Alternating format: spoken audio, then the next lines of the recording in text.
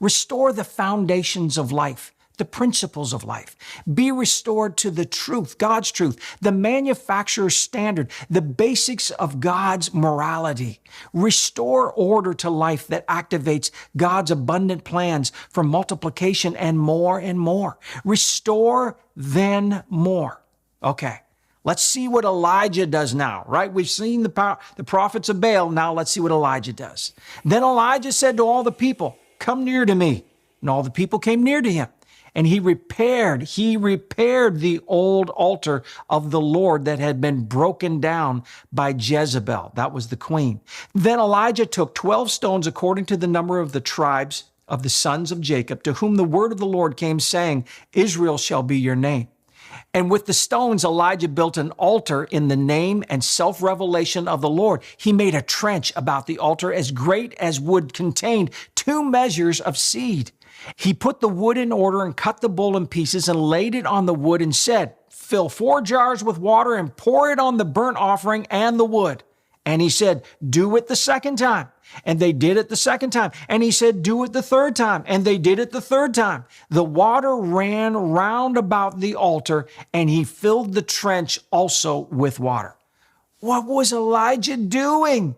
He's restoring what culture and society has broken down, diminished, obscured with their pretend faith, rituals, and worship. Not true worship, but self-centered worship. It was all about virtue signaling and using ritual to get on the platform. Get me on the platform. Religion has a way of saying, "Look what I do. Look at my performance."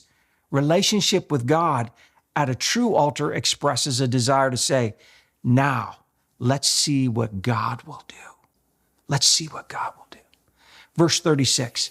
At the time of the offering of the evening sacrifice, Elijah the prophet came near and said, "O Lord, the God of Abraham, Isaac, and Israel, let it be known this day that you are God in Israel, and that I am your servant, and that I have done all these things at your word. Hear me, O Lord, hear me, that this people may know that you, the Lord, are God, and have turned their hearts back to you.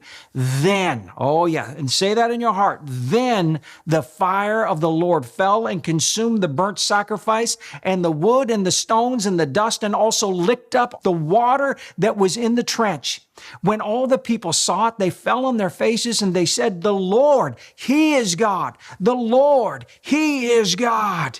Verse 40, and Elijah said, "Seize the prophets of Baal. Let no one escape." They seized them, and Elijah brought them down to the brook Kishon, and as God's law required, slew them there.